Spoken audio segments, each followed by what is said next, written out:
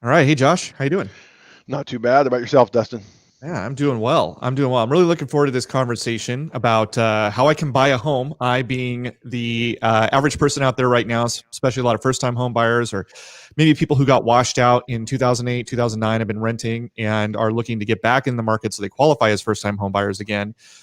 Just a lot of uncertainty with the pandemic, all the stuff going on in the economy, not sure what to make of it. And so, Josh, I reached out to you because, you and I have worked together.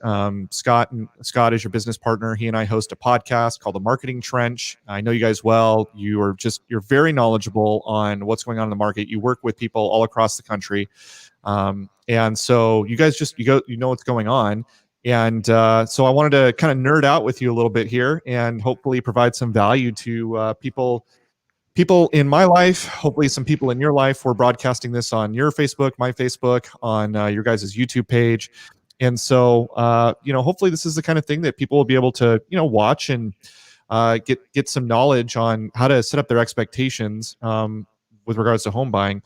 And one of the things I wanted to clarify, in the posts that I put up advertising this thing, talked about wanting to address subjects like student loans, low down payment, high home prices, high competition, credit challenges, all that kind of stuff. We're going to dive into that, but I want to set the table here really quickly and just level set the expectations in specific and say there are definitely situations in which it's just not possible to buy. Right? You would agree with me on that? Yeah.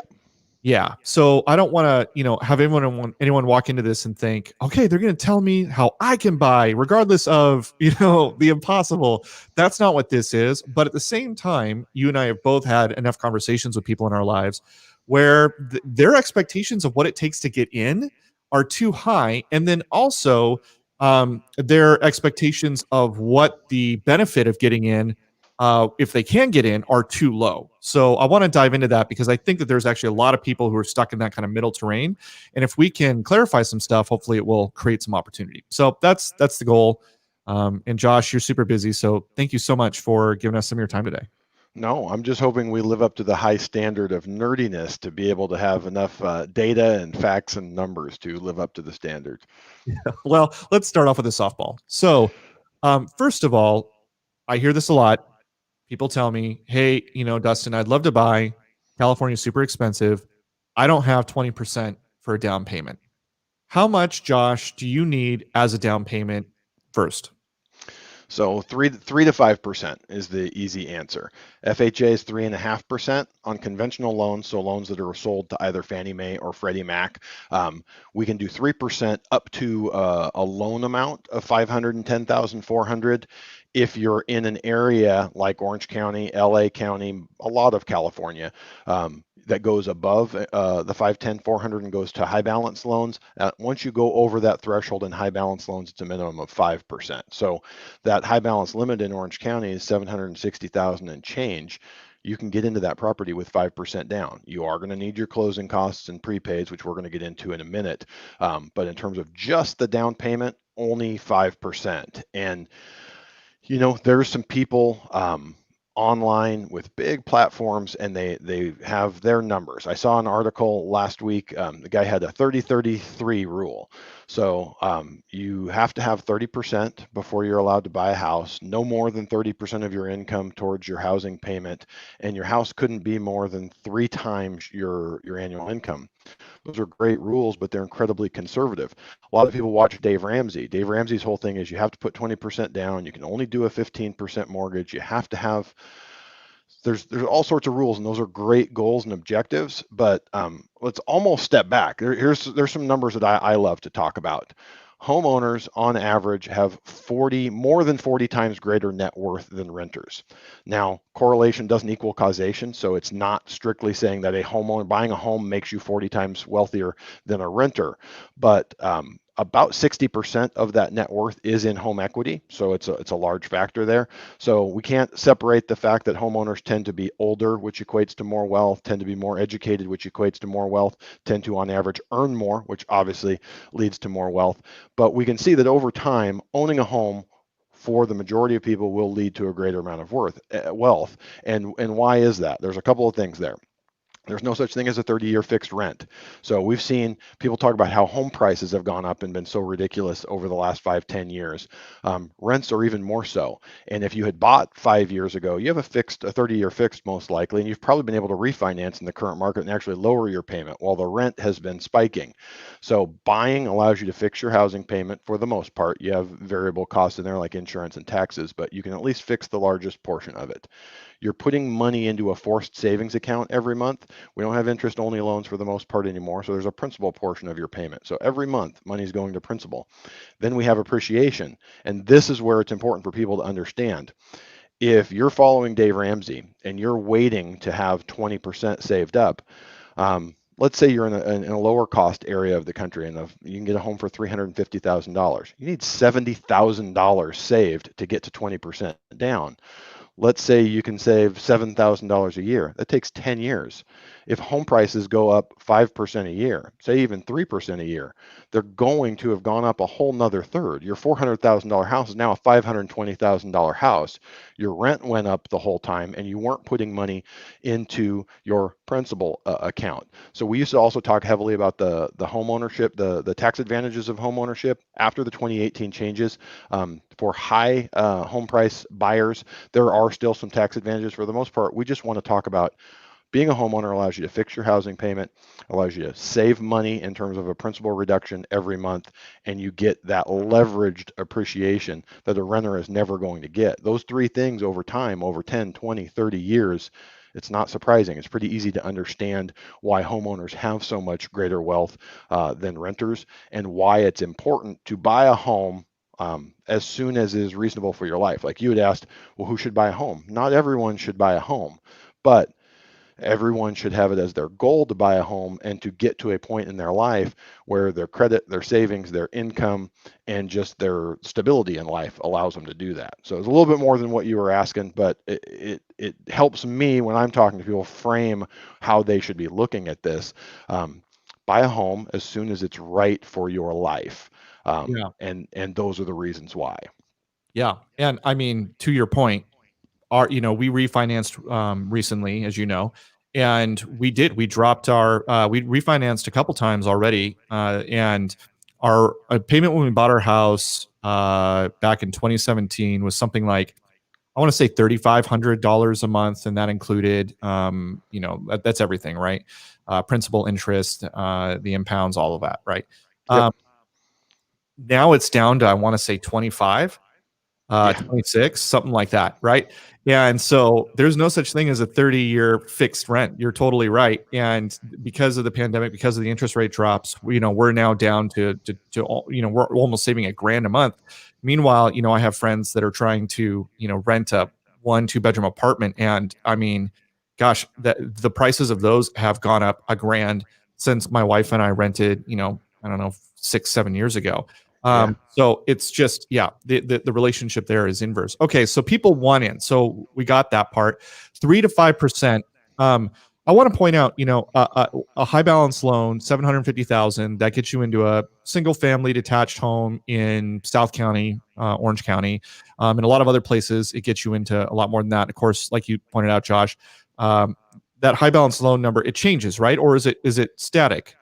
No, it changes every year. So in what the FHFA looks at home prices nationwide, and they calculate an annual appreciation, and they increase the conforming loan limit to that. And then the high balance limit is just 150% of the standard balance. So last year we went from 478 and change to 510, 400 on the standard balance, and that pushed us up to 765, 600 on the high balance. Now, not all areas get the full high balance. Like I believe San Diego now has indexed up where they get the full high balance of 765.6, but for a while they were kind of at an in-between number. It wasn't quite as high as the max, but it was much higher than the 510, 400. So depending on where you are in the country, it could be less than 765.6. So you might need to kind of reset your expectations a little bit. If you're a first-time home buyer, in your head you're dreaming of a single family detached home, but maybe your pocketbook gets you the 3% down payment a lot sooner than they get you the 5%. More importantly, it gets you into a home so you can enjoy all of those tax advantages and all of the advantages, not just tax, but all the advantages Josh talked about a minute ago. And you can easily get a condo, easily being a relative term, but you can get a condo in Orange County for less than 750,000. And there are some really fantastic condos. Frankly, that's what my wife and I did. We got one with a yard and everything, and we're very happy with it. And so, it's about starting. It's about starting and getting in. And 3% can do that for you. Now, let's talk about one of the questions that someone had asked us here. How much money do you really need to save once you start taking into account not only the down payment, but also the closing costs and the fund up? So absolutely, you And have can you three. describe what those are real quick too? What was that? Can you describe what the closing costs are and what the prepaids are? Absolutely. So we have the three elements there. The down payment is easy. You know what percentage you're putting down: 3.5, 5, 20%. And it doesn't have to be a percentage. If you have a fixed dollar amount, whatever you decide, as long as it meets the program guidelines, is fine. Now the closing costs is where it starts getting a little bit different. For the most part, your closing costs you're going to pay for. As long as you're getting a loan, you're going to have a credit report. You're going to need an appraisal for the lender. You're going to have escrow services like Lighthouse provides. You're going to have title insurance. Now, for most people, the seller is going to pay for the owner's policy, but if you're getting a loan, you're going to pay for a lender's policy. You're going to have notary fees. You're going to have recording fees. So I just ran through a few of our transactions. We've got a couple on the low end, $300,000, $350,000, and those were about $3,500 in closing costs total. We have another one on the high end, middle of the road actually, $750,000 purchase, and that was just under $5,000 in closing costs. So it's more like 0.2%. So the one that throws everyone off that hardly anyone when I talk to accounts for, they always go, how much do I need for down payment and closing costs? And then you go, well, wait, why is the number even bigger than that? The prepaids are the amount, if you're putting less than 10% down, the lender is going to require you to impound, to create an escrow account for your taxes and insurance to make sure they're paid every month. So with that, you're going to, at closing on a purchase, you're going to pay your first year's homeownership in premium, and you're going to put about 2 months into that impound account. So in 12 months, when it comes due again, that there will be enough in there to pay it. Now, the property taxes vary because every state is different in how they handle them. California, in their infinite wisdom, they're paid twice a year, but they're not paid every 6 months. So it makes for an unequal amount that we need to collect at closing. So we're in a weird time of the year right now where if you're going to close next month, you get into escrow right now, you close next month, we're going to collect 4 months, but then you're also most likely going to have to pay a portion of the sellers because they will have paid through the end of the year by closing. So in real terms, 6 to 7 months of property taxes, 14 months of homeowners insurance, and 15 to 30 days of prepaid interest. So those are just costs of homeownership. And part of the reason is, let's use that example again. Today's September 16th. If you get in a 30-day escrow today, we close on October 16th, you're not going to make a payment on November 1.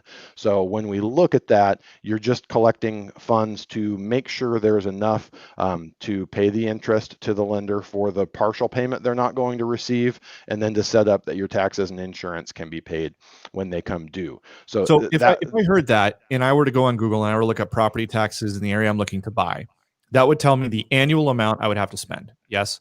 Yeah. And then I could divide that by 12 and sort of figure out roughly, how much at a minimum, if I was funding up, say 6 months or whatever, just to use a safe number, how much I would need. Would that be the way you would find out that number, or is there a better way to find out that number besides contacting a real estate agent?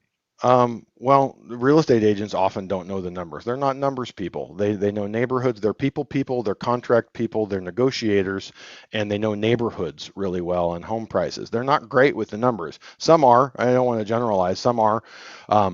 But your best bet is talking to a lender. And it's cliche. Almost every realtor, a buyer walks in and says, hey, I want to buy a house. They say, cool. Have you talked to a lender? Okay, no, then you need to talk to my lender. And buyers immediately throw their guards up. Whoa, what kind of scam is this? I just want to see houses, and they're sending me over to get a loan from their buddy. The reality is you need those answers. There's no sense in going out and looking at homes until you know whether you can qualify for $300,000 or $800,000. And most importantly, I actually have people that come in that will qualify for $800,000, but they have enough money to buy the $300,000 house. So we want to know both of those. We want to tell you what the entire payment is going to be and exactly how much money you have to bring in at closing. So you're absolutely right. Some of the online tools are getting a little bit better in helping you estimate. If you figure 6 months of property taxes in California, it's going to get you really close. 12 to 14 months of homeowners insurance, it's going to get you really close. But your best bet is talking to a mortgage professional that can actually walk you through those numbers. And if you walk away from your initial consultation saying, hey, I don't think they understood what I wanted, or most importantly, they weren't there to answer my questions, it's a red flag to talk to another person. There's very low barriers to entry in the mortgage business. At least 80% of mortgage people are not worth talking to. So the good news is if 20% are, that's still a lot of people that can help you and guide you in the right direction. I know not just in California, but throughout the country, a ton of good lenders. Unfortunately, Scott, my business partner, started Find My Way Home, our educational website for borrowers in 2007.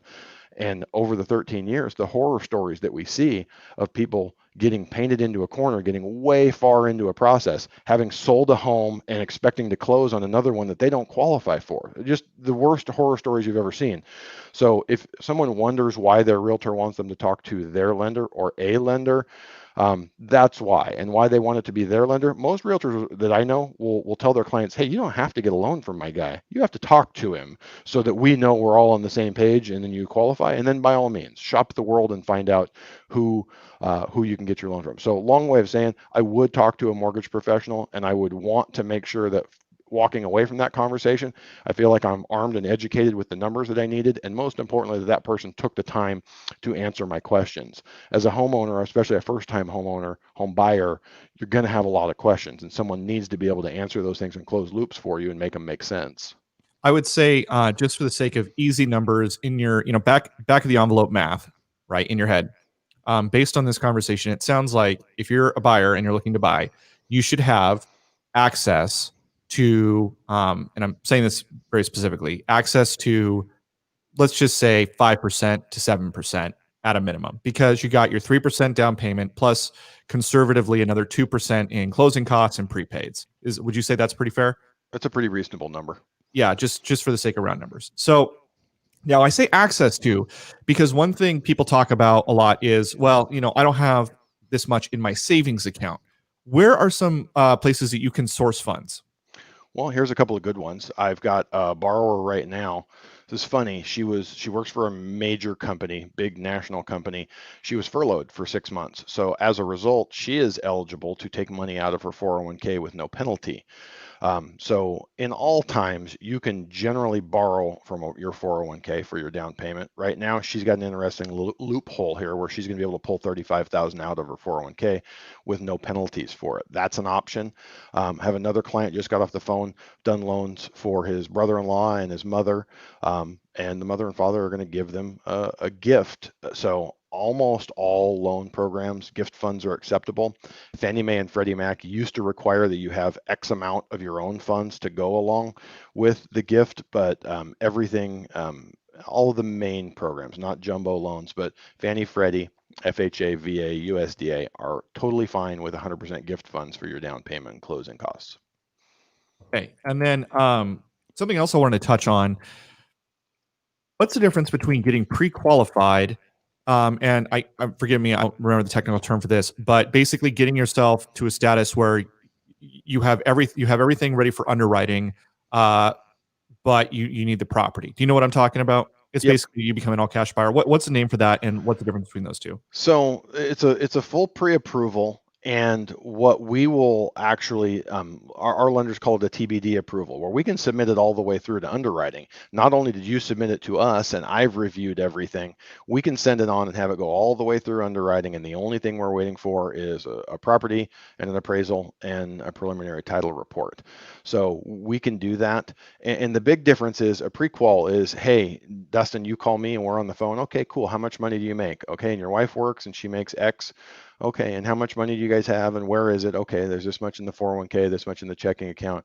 All right, and then you guys have any debts? Okay, you have some student loans and a credit card and an auto payment. Okay, and that totals up to this on the monthly payment. And we run the back of the napkin and we go, okay, it looks like you should be fine.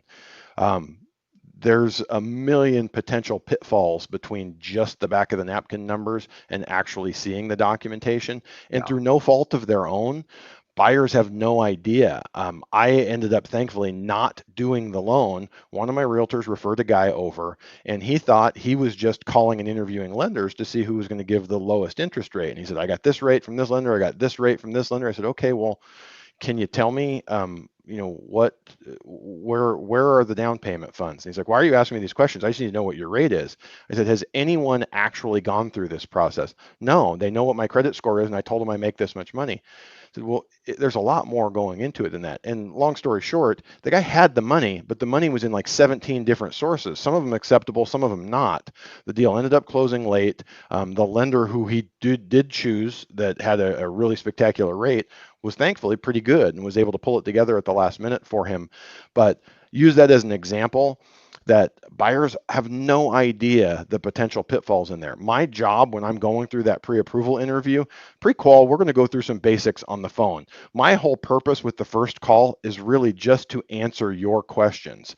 I want to get some basic information of what your goals and objectives are, so I know what we're trying to pre-approve you for. I want to answer your questions, and then I want to discuss what the next steps are to get that full pre-approval. Now, when I'm analyzing the documentation and going through the full pre-approval, I'm looking at it like an underwriter. I want to say, what is any and every potential pitfall that we could have in this file and make sure that we have answers or workarounds before we ever even get there.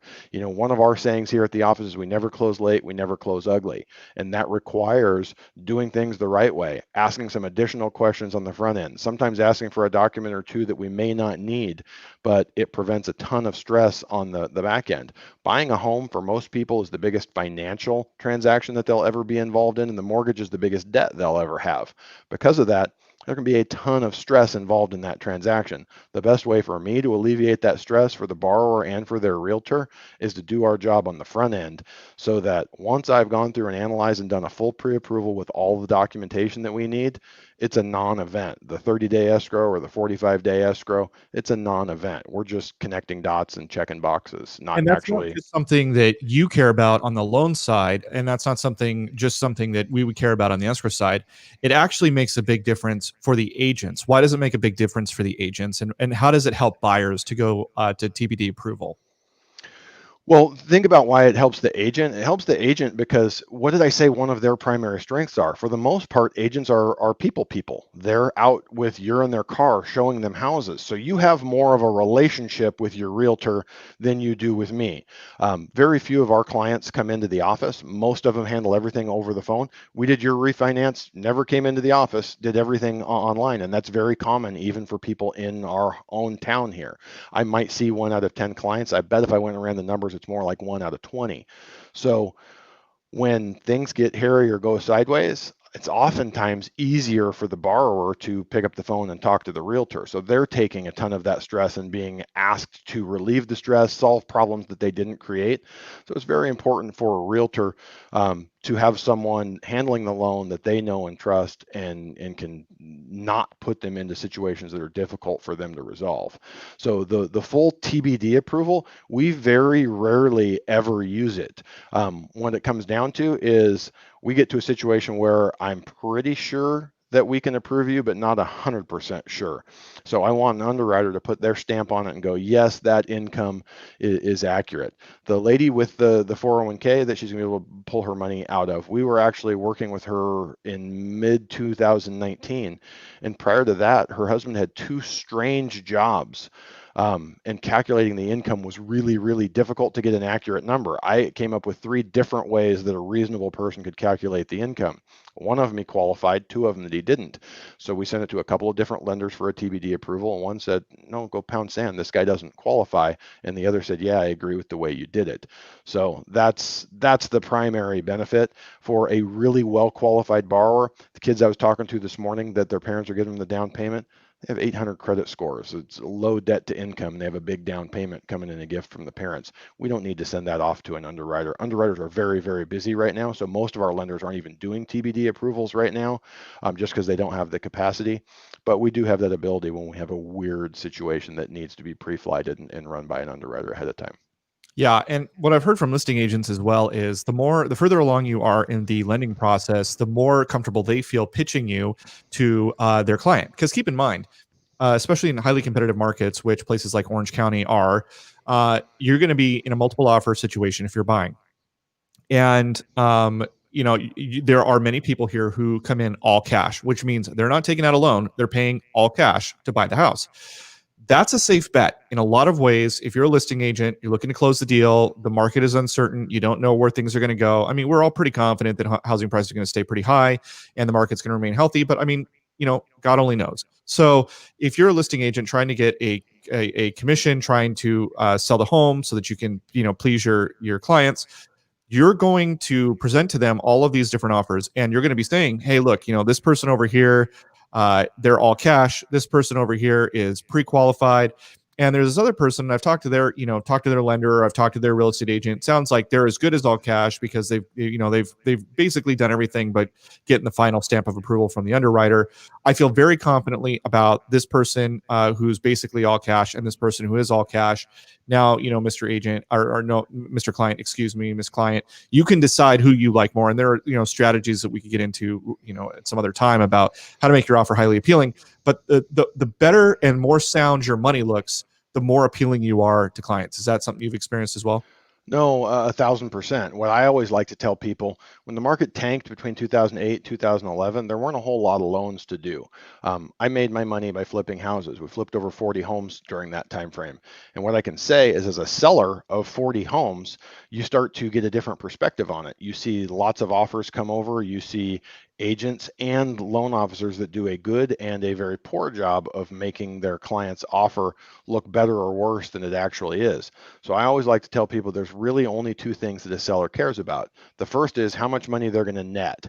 So what that means is the top line doesn't matter. It matters at the end of the day, what do they walk away from escrow? So if I have 10 offers and they're all equally well qualified, I want the one that puts the most money in my pocket.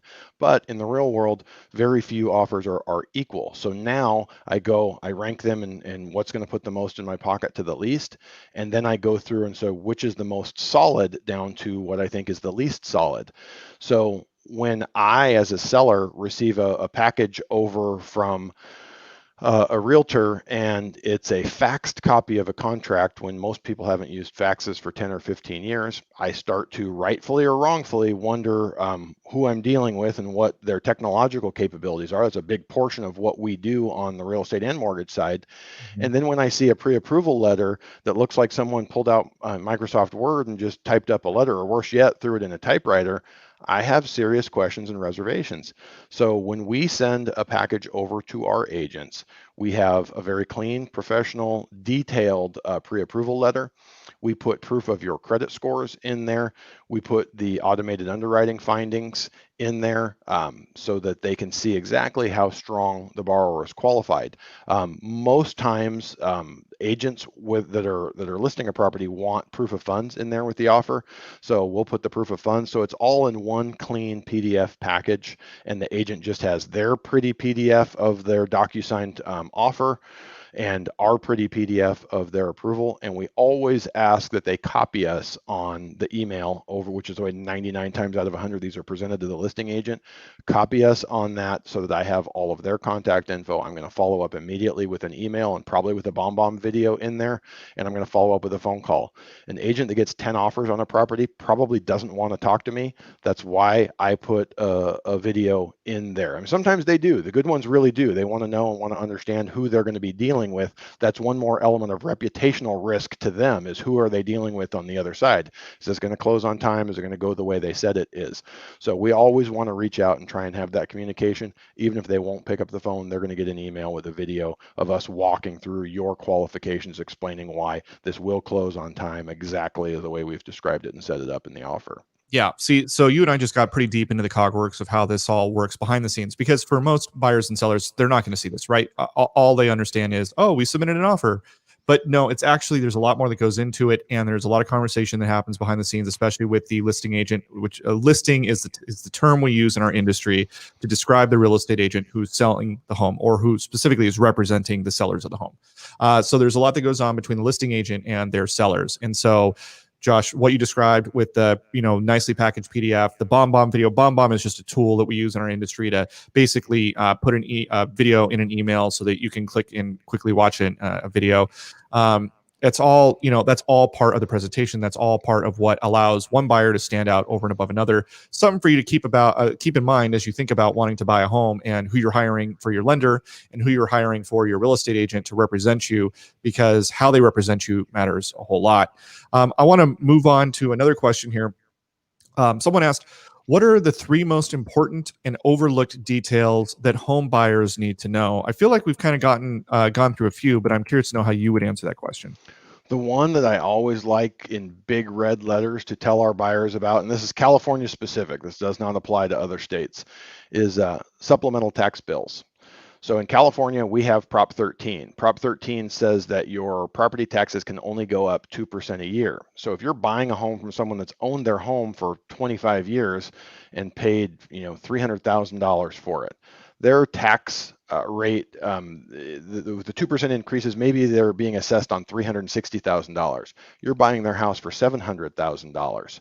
What happens is the assessor's office does not reassess you at $700,000 immediately upon sale. It can happen 3 months, 6 months, 9 months later. So there's a period of time when you're paying taxes on the lower amount of the previous owner, and eventually, once the assessor reassesses, they come back and they say, hey, we would like the difference in that example, if you were assessed at 360 and it should be 700, we got $340,000 of assessed value we need to collect taxes on for 3 months, 6 months, 9 months. It can be a fairly large amount. Now, if it's a minimum down loan and you have an impound account, the impound account should have been set up on your new tax rate. So there should be money in there, but we won't go into the millions of ways that mortgage servicers, the people that you make your monthly payment to, can screw up impound accounts. Most times the funds are in there to pay those supplemental taxes. A lot of times there is not. I have a client we're in the middle of a refinance for, and thankfully we were able to get it covered in the refinance, but he got a $2,000 supplemental tax bill that he was panicking about. He's like, I barely have enough money to make my payment this month, and he's getting furloughed at the end of the month. So it wasn't a fun conversation to have. All right, so it's supplemental tax bill. Are there 2 other ones that you would highlight? One of the things, we talk about how much you have to have at closing. It blows my mind how many clients we have that every last nickel they can scrape together is used to close the transaction, and there's nothing left in reserves. A new house, they're just never perfect. They're never perfect. Something's going to happen. Something is going to go wrong. People will use this as a reason why you shouldn't buy a home and just be a renter and let it be someone else's headache. But just be prepared. I would love to see someone with 3 to 6 months in reserves. I mean, 6 months I think is a good number. 12 would be even better. And we say 6 months of your monthly payment. So you have a $2,500 payment. It'd be nice if you had $15,000 post closing. That should be enough to get you over almost any major hurdle in the first year or 2 of the home. All right. And then I would say probably a third thing there would be what we were talking about earlier about when you're interviewing somebody for the position of, for the job of being your lender or the job of being your agent, do ask about how they present your offer. Do you agree that would be something that's often overlooked? 1,000%. And what I would also say is real estate commissions are primarily fixed, so it rarely becomes a price conversation for a buyer. On the mortgage side, everyone always wants to know, do I need to shop? Do I need to check? By all means, check as many places as you want. Mortgages, in terms of their pricing, are largely commoditized. Everyone should be in a pretty narrow range, a narrow enough range that pricing should not be your decision. If you need LASIK eye surgery, I don't know about you, but for me, I'm not going to find out who the cheapest person is to do LASIK eye surgery.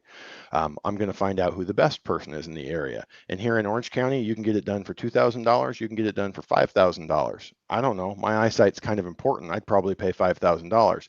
Now on a mortgage, it's not that big of a discrepancy. It should come in really close.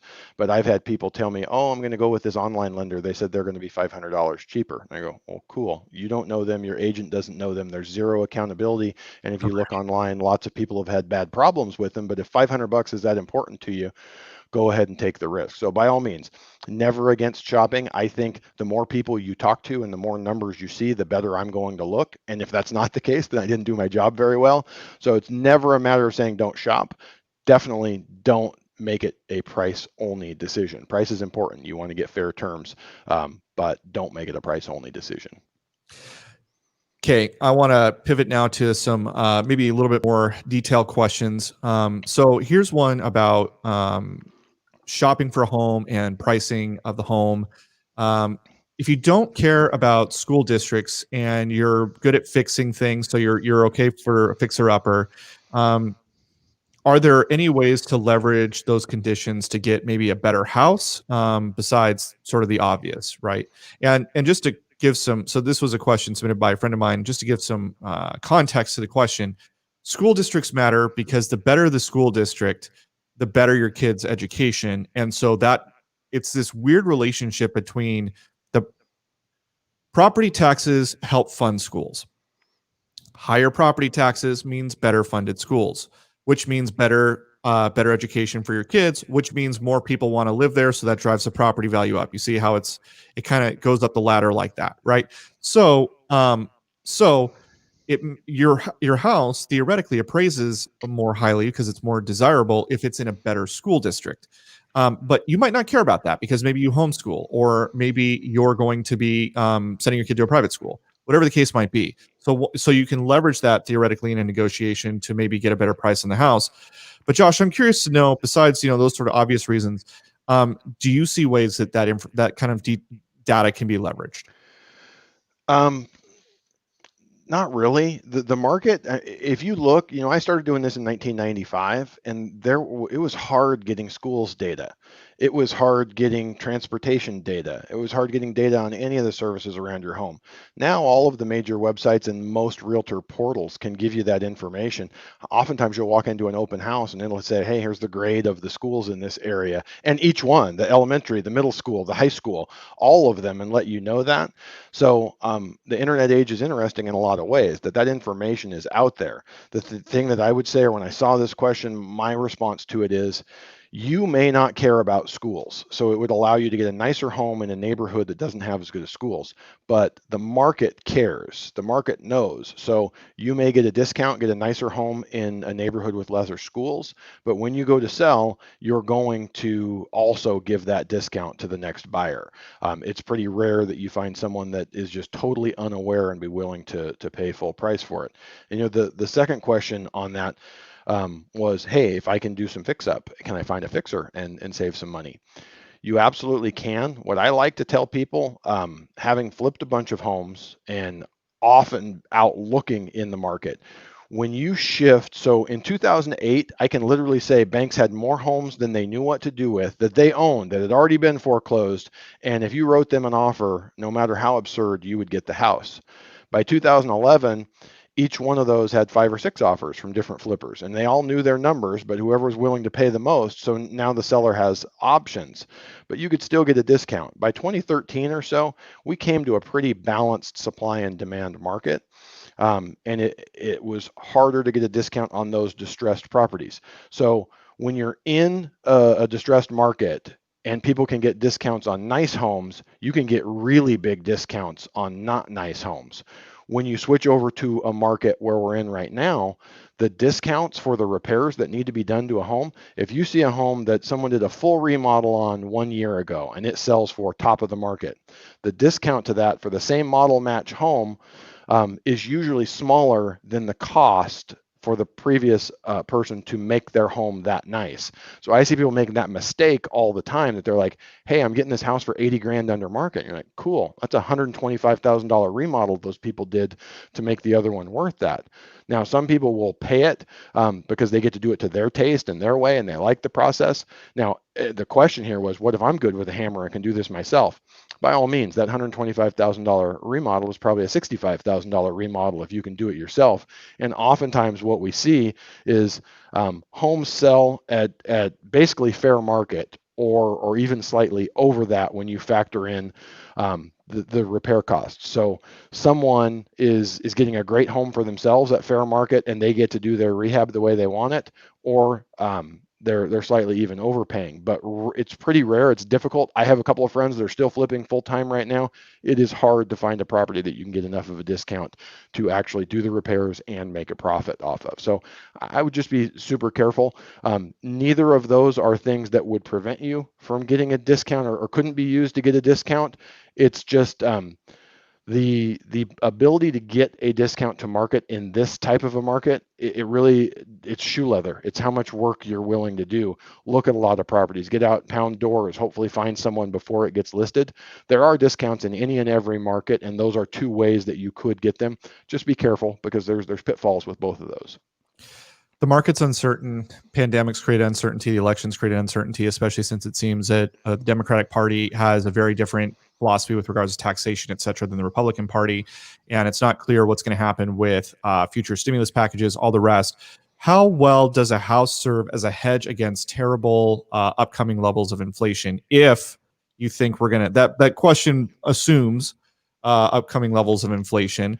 Let's just assume, for the sake of the argument for a second, that question is accurate and there will be levels of inflation, rising. How well do you think a house hedges against that? Historically, it has done very well, because if you look at home price appreciation and charted against inflation, there was a pretty high correlation between the two. I do not think that will be true going forward, and the reason for that is what we've seen over time is that largely people don't pay for the price of a home. If you had told, like, it's funny, I do some of these interviews on YouTube with people that have nationwide audiences, and we talk about entry level homes for $800 or $1 million in Southern California, and they're like, "Are you nuts?" And the only way that an entry level home can be $800 or $1 million is that people can afford them. We have ultra low interest rates. You go from 1990, 30 years ago, plus or minus 10% on an interest rate, to right now plus or minus 3% on an interest rate. So that home is so much cheaper to own. So affordability is a function of two things: interest rates and overall incomes.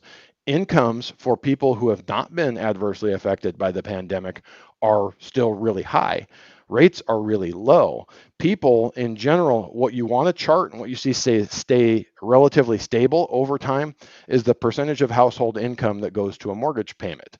So when rates are low, home prices can go up because that percentage of household income going to a mortgage payment stays stable. Now, if we see inflation and that forces interest rates higher, now you're seeing the cost, or the percentage of household income that goes to supporting a monthly mortgage payment goes higher, and home prices will have to adjust downwards. We can't have both. Affordability will not allow there to be high inflation, which would lead to higher mortgage rates and an increase in home price value. So I would not count on housing as a hedge against inflation. Now, on the flip side, I would say with almost near certainty, we have zero risk of inflation coming in the future, but that's a longer discussion. Okay. Oh, that's really interesting. What period of time do you think, if at all, we're likely to see a coming short sale wave, or some sort of big market correction that results from unemployment having been so high, people entering forbearance, and all the rest?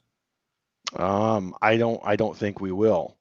If you look In California or nationally? nationally. So we've got a couple of things here.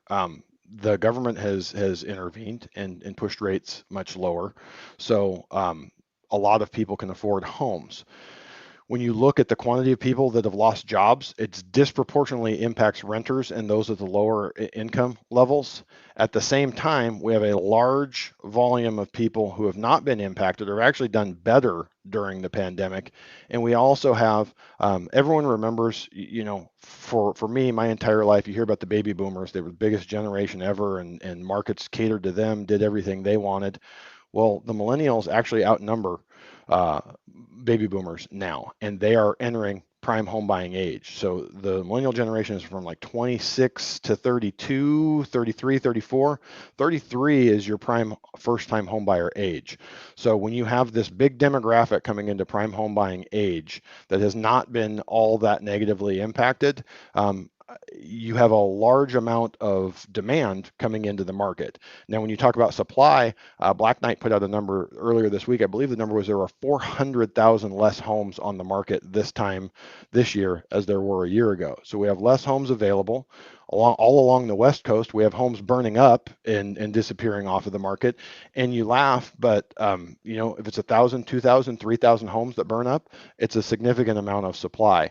Yeah. So we have a supply demand imbalance that is not likely to change in the near term future. And I don't think interest rates are going to go up. And most importantly, everyone wants to look back to the last downturn and think that that's ever going to be repeated. That will never, ever in a million billion years happen again. It was the perfect storm of bad underwriting, speculation, bad policy, all sorts of things that came together to cause that. So for the last 10 years, we have homeowners with higher credit scores than we've ever had, with real down payments and sitting on a bunch of equity, unless they bought a year and a half ago or within the last year. And even those, if you put 5% down a year ago, you've got 5% more equity.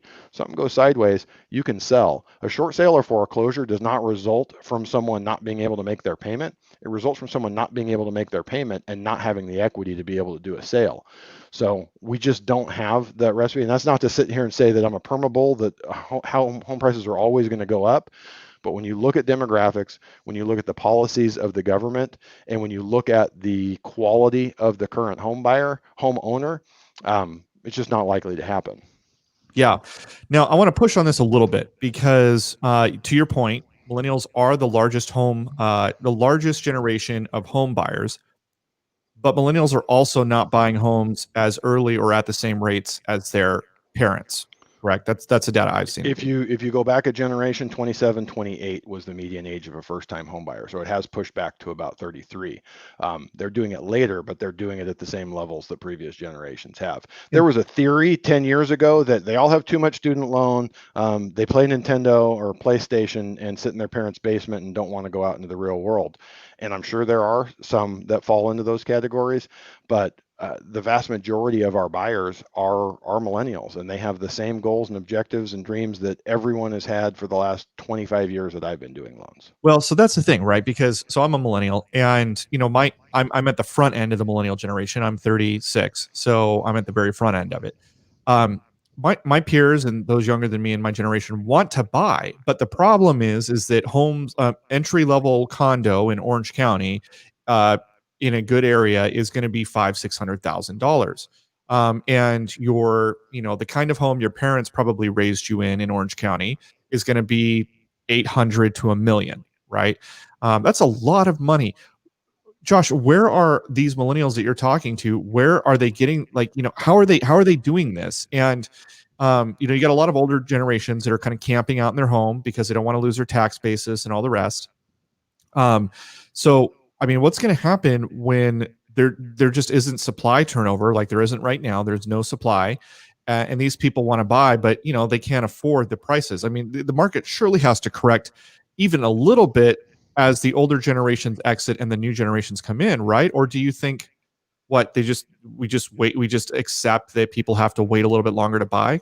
Well, you have supply constraints, but largely there was this expectation that people would downsize as they aged. We haven't seen that. Most baby boomers are aging in place. They'll retrofit and modify their home and stay there, especially in California. In California, we have Proposition 13. If you bought in 1980 and your taxes are $200 a month and selling, There's some exceptions to that in California, but largely we're seeing them age in place. And then if you pass away and you have a child that inherits the property, they get to keep that same tax rate. So I don't see a large supply coming onto the market. And what happens is there's an expectation that anyone should be able to live anywhere. Like I don't have an expectation that I get to live down in Newport Coast in $5 million properties, because that's not where my income and asset level is at. So if you didn't go to college and you make $3,000 a month and you get married to someone that didn't go to college and they make $3,000 a month, it doesn't make you a bad person. What it says is at $6,000 a month, you're probably not going to buy a single family residence in Orange County. You might be able to get into a condo, but there are lots of parts of the country where $6,000 will get you a nice home. One of the benefits and upsides we've seen with the pandemic is that more people can work remotely, not having to be tied to areas, because to a degree, the argument is, hey, the good paying jobs are here in Orange County, in LA, and San Francisco. You get further away from there, you don't have the good paying jobs. So great, you can afford a home, but the jobs aren't as great.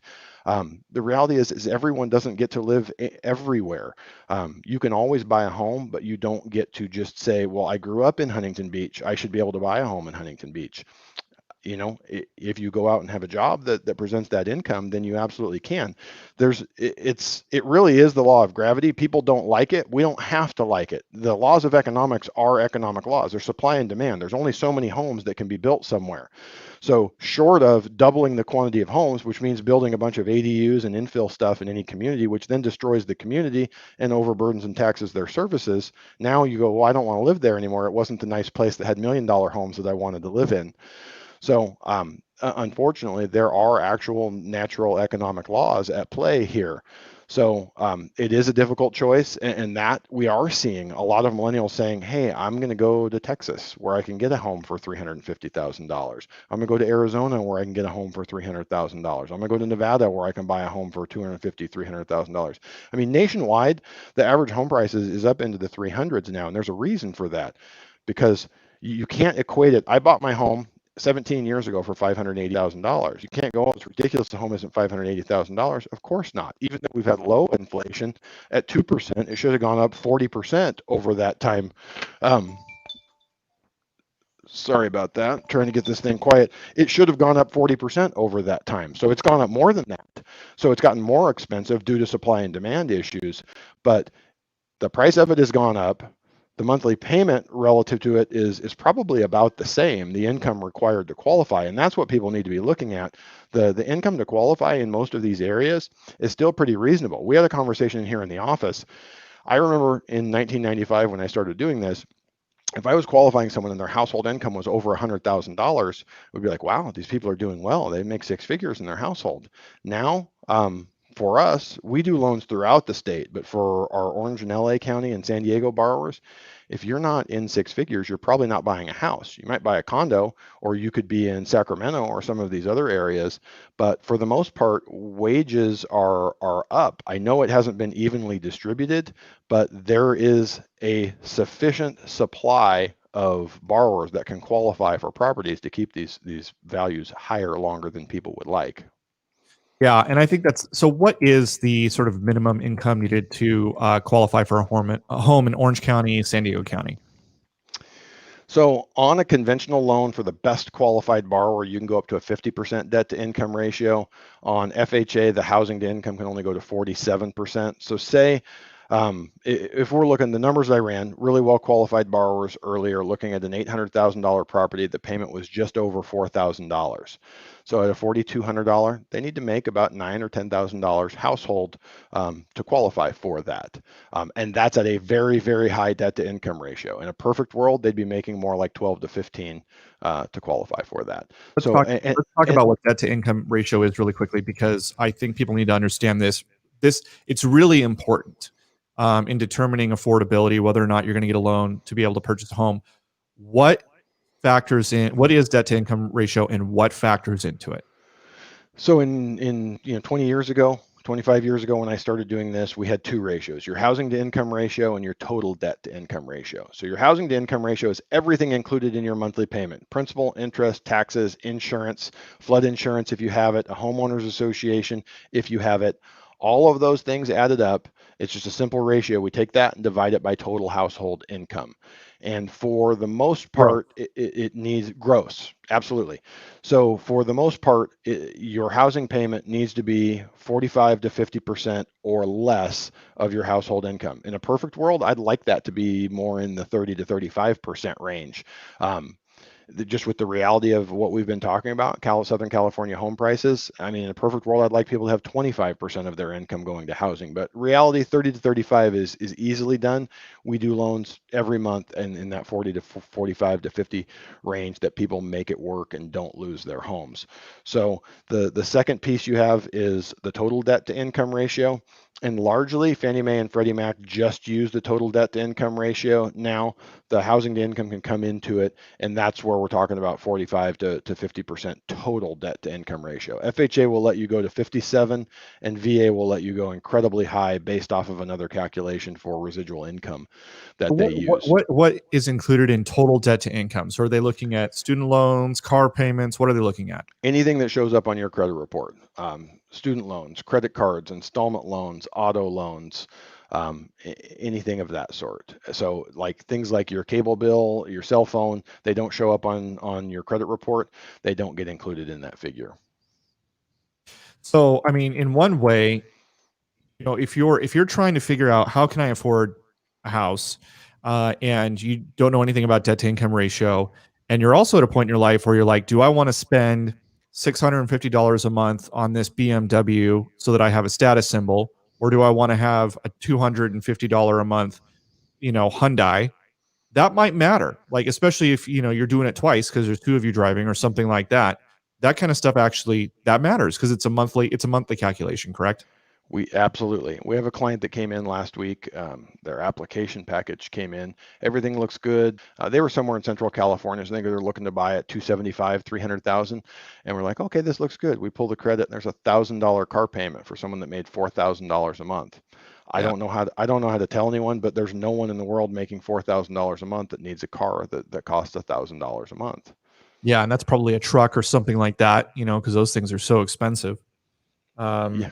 Yeah, so I mean, it's yeah, that's all stuff to take into consideration. That credit card that you have that has a high balance, that you're paying the minimum payment on every single month, but you're not anywhere near paying that off. That comes up, right? Yep.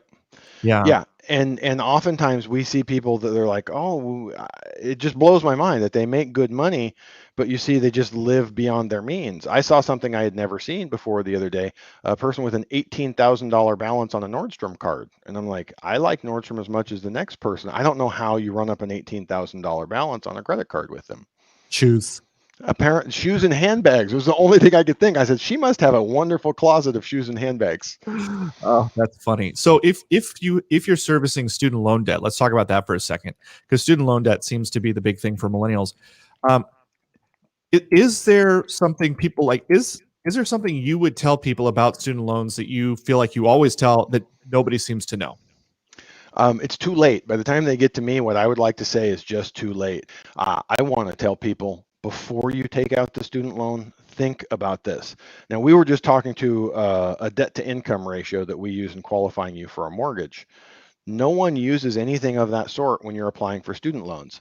You could get a degree that there is zero career potential and zero earning potential, or you could get a degree that's going to entitle you to a $200,000 a year job.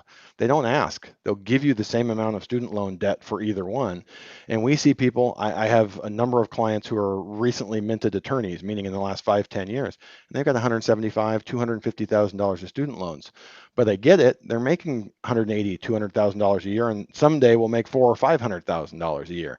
I've also seen people come through with degrees that are like they make $30,000 and they have $125,000 student loans for their master's degree. And I said, well, what's the plan here? Oh no, this is what I wanted to do. I just wanted to have a master's.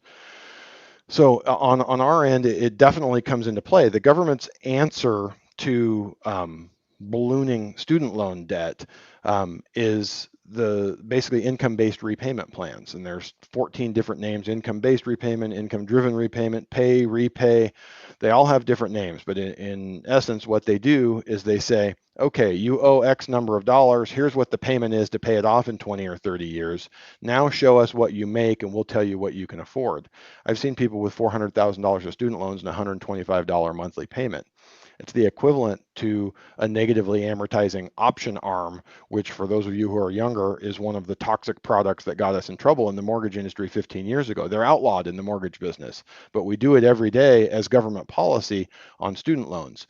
So if you are in one of those plans, which I would say 70%, maybe even 80% of the borrowers we see with student loan debt are in some type of income-based repayment plan.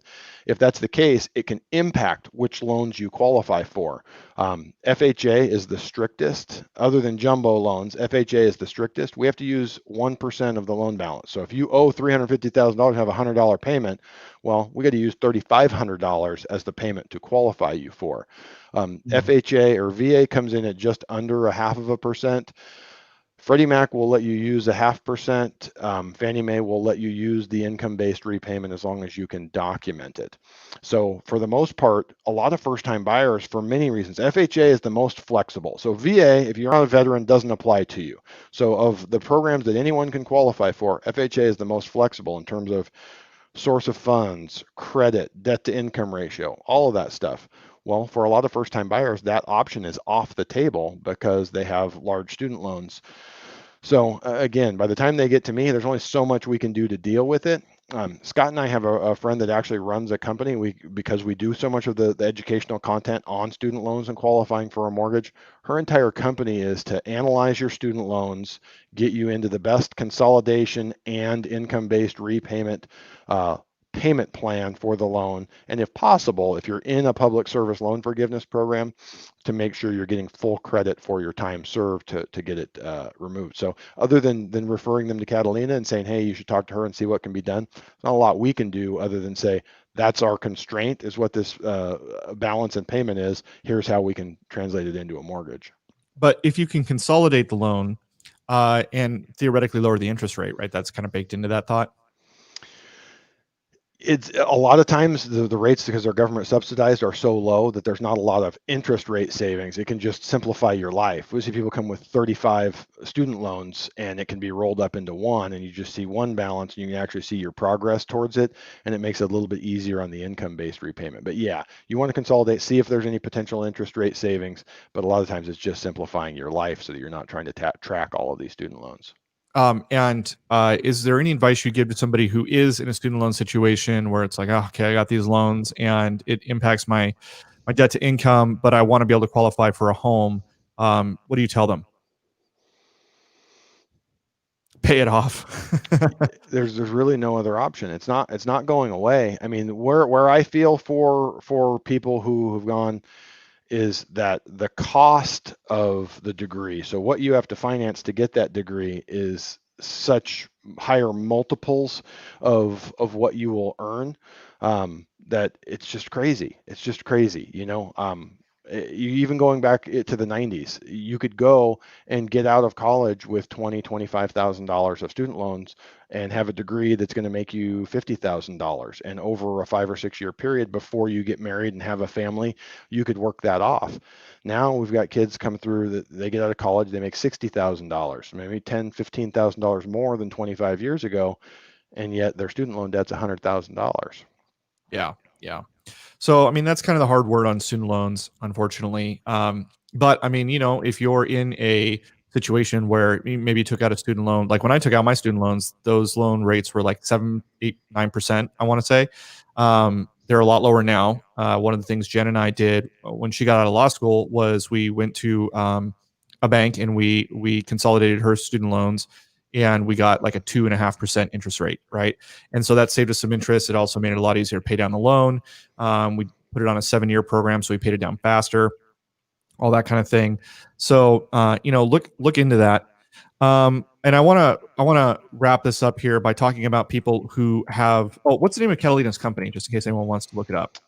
want to say it's LoanSense, and let me look at here. LoanSense.com, I believe, is what it is. And if that's not, we can get it and you can post it in the comments. It's not LoanSense.com. We'll have to get it for you. So yeah, reach out to Dustin, reach out to me, and we can give you the information on it. Okay. And then the final thing I want to talk about was credit. So if somebody has bad credit, what can they do to get the kind of credit they need to get a loan?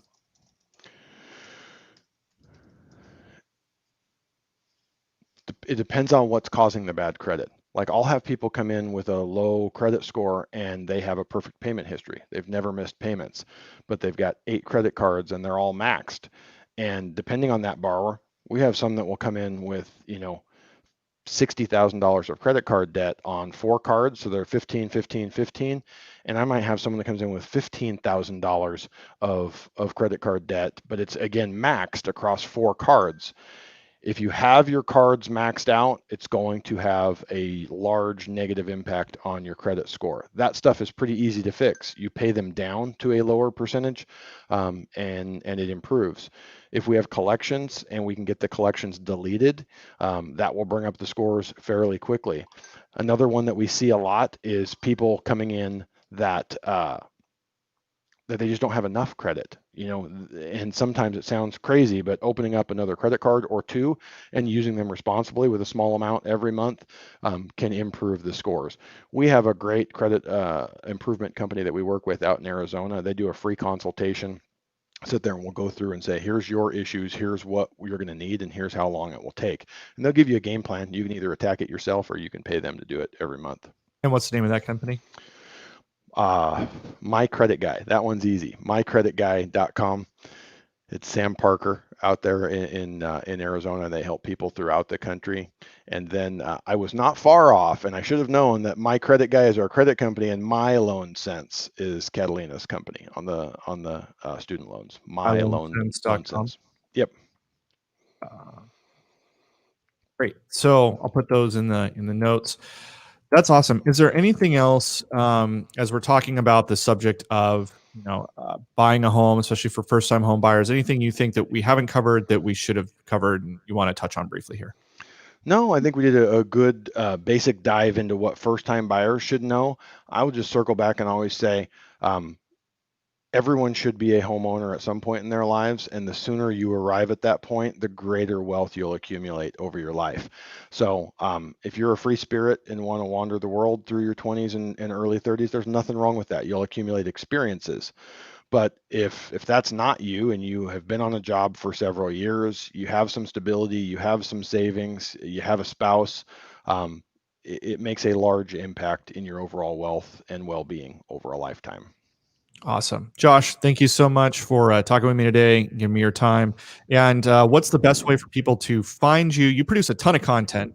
So where can people find it, learn more about you guys at BuyWise, all that? So we are on YouTube at BuyWiseMortgage. You can always reach me directly. My email is just josh@buywisemortgage.com. Email's often the best with the rates as low as they have been. We're on the phone constantly. So the content is primarily YouTube driven, just because the video content is easier for us to get everything out. So yeah, check out the YouTube channel, subscribe there, follow us on Facebook. The website that Scott created that we've built over the years is findmywayhome.com, and we also have a Facebook presence with that. So any and all of those.